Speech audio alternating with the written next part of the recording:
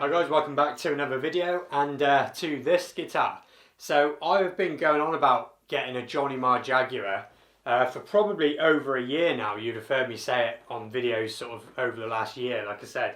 And it's one of them guitars from Fender that's just been going up and up and up and up in price. And it's probably now definitely the most expensive I'd ever consider on a Fender.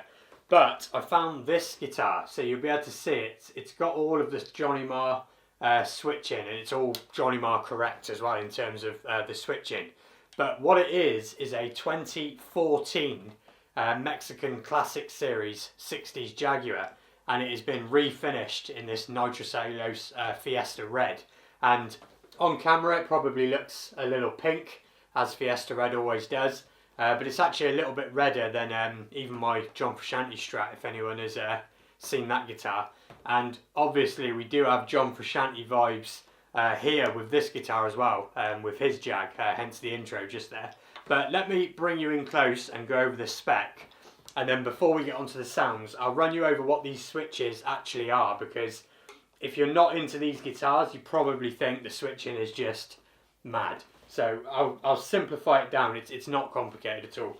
But like I said, refinished Nitro Fiesta Red body. I believe it's an older body on these as standard. All the right Johnny Marr sort of wiring. However, the pickups are not the bare knuckle Johnny Marrs.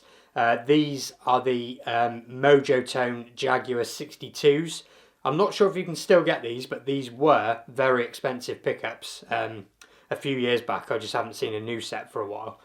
And then going on to the fingerboard, it is a rosewood fingerboard, 7.5 inch radius, and these vintage style frets. The shape is sort of, I would say, medium C. It's definitely a little bit smaller than a Strat, but it's not like a really tiny neck. And hopefully you can see there is a little bit of flame on the back of that neck as well. Machine edge, you've just got the standard kind of Clouson style tuners, and then the larger style headstock for the Jaguar as well. What I've done with the bridge is that this little screw here, and this applies to Squires as well, if you don't have the little switch that locks it, you can just tighten that and it'll stop the trem going backwards. You can still dive it, but it just makes it a little bit more stable. So that's what I've done here. And like I said, if you've got a Squire, you can do that there as well.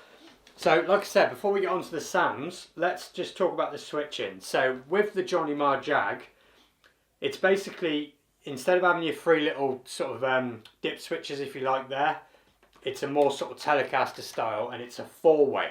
So down is just the bridge. Middle is both pickups in parallel, so just, you know, like a Telecaster, should we say. And the up is just the neck on its own. And then when you go into the position 4, the furthest one up, it essentially turns these two into a very wide range humbucker. So they're running in series. And then this one switch here is a bright switch for how sort of bright that is. The other switch is another type of bright switch, and that works on all of the positions. So you can just think about it really as a bright guitar that you can make brighter still with either of these switches. And then other than that, single volume, single tone, and just your four-way. So I don't actually like the sound of these. To be fair, I don't really like the sound of any wiring where it takes two coils like that and turns them into humbuckers, because it just doesn't sound right to me. So I'm just going to demo this as though it was a freeway. So bridge, both, and neck, and we'll go from there. So first I'll show you what these sound like clean, and I'll try and give you an idea of what this one universal bright switch is actually doing, and then we'll get on to where these sound even better, and that's with a bit of overdrive.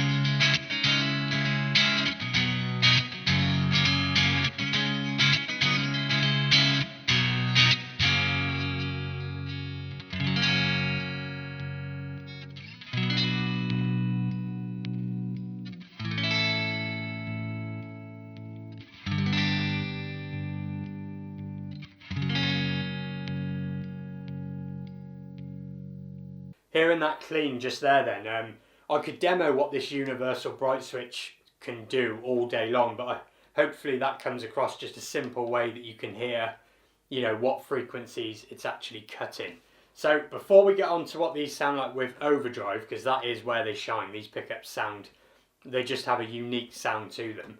I've always quite liked the band Placebo. They were around when I was growing up, and I heard them a lot, and their guitar tone isn't, you know, it's not something I've ever chased, don't get me wrong, but it's quite a distinctive tone, and these pickups with overdrive to me nail it. So I'll do that first, then we'll hear what they sound like with overdrive in the other positions, and then I'll come back, give you my closing thoughts about this guitar.